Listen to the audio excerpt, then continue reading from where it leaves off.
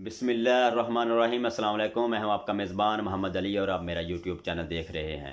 India में कुछ भी हो जाए वो नाम पाकिस्तान का ही लगाएगा, पाकिस्तान को ही बदनाम करने की जी जी जान से कोशिश करेगा और आलमी सतह पर भी रसवा करने की और बदनाम करने की कोशिश करेगा और अपना दबाव पाकिस्तान पर बढ़ाने की कोशिश करेगा। लेकिन अब ऐसा नहीं चलेगा। किसानों के एहतजाज को भी पाकिस्तान और चीन के साथ जोड़ने की कोशिश में लगा हुआ है हिंदुस्तान। पाकिस्तान के खिलाफ साजिश करता हुआ आलमी सतह पर रुसवा और बेनकाब हो रहा है खुद भारत। पाकिस्तान को भारत के खिलाफ अब सबूत नहीं देने पड़ेंगे, क्योंकि अब आलमी सतह पर यूरोपीय यूनियन की तरफ से सबूत पेश किए जा रहे हैं। यूरोपीय यूनियन ने भारत के खिलाफ इंकशाफ किया है कि भारत पिछले चंद सालों से जाली खबरों से पाकिस्तान के खिलाफ कैंपेन कर रहा था। इसमें भारत का खित्ते में दफा करना, पाकिस्तान को बदनाम करने और यूरोपीय यूनियन और अक़वाम मुत्तहिदा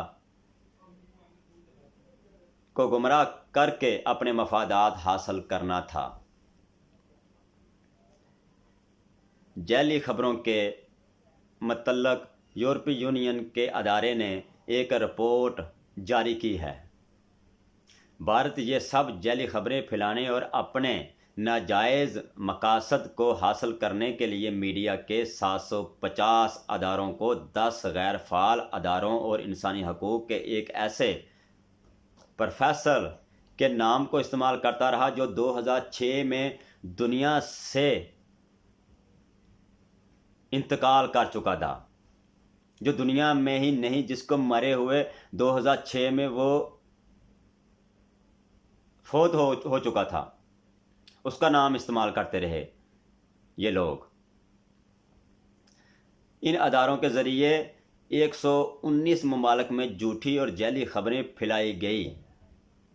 गैर फ़ाल सहाफ़ियों का नाम इस्तेमाल करते रहे जो सहाफ़ी थे ही नहीं और जो जिनका नाम सहाफ़त में था ही नहीं और जो दुनिया में थे ही नहीं, उनका नाम ये इस्तेमाल करते रहे। अब इंडिया का मकरू चेहरा दुनिया के सामने है। आज के लिए बस इतना ही। अपना ख्याल रखिए और इस चैनल का भी। अल्लाह हाफ़िज़।